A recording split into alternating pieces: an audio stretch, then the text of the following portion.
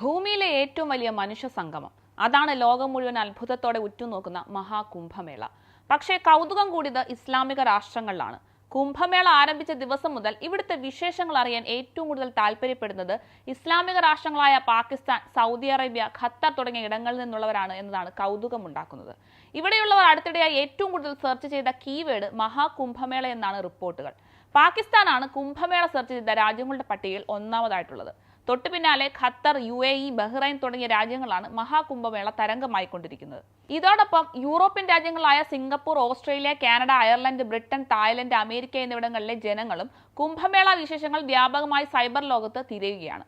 45 കോടിയിലധികം പേർ പങ്കെടുക്കുന്ന ലോകത്തിലെ ഏറ്റവും വലിയ ഭക്തജന സംഗമം എങ്ങനെയാണ് ഭാരതം സുഗമമായി കൈകാര്യം ചെയ്യുന്നതെന്നും ഇവർക്കിടയിൽ കൗതുകമുണർത്തിയിരുന്നു.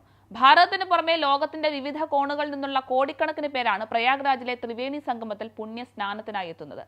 ലോകമെമ്പാടുമുള്ള ദശലക്ഷക്കണക്കിന് ഭക്തരെയും വിശുദ്ധരെയും അന്വേഷകരെയും ആകർഷിക്കുന്ന ആത്മീയ സംഭവങ്ങളിലൊന്നായി അറിയപ്പെടുകയാണ് കുംഭമേള.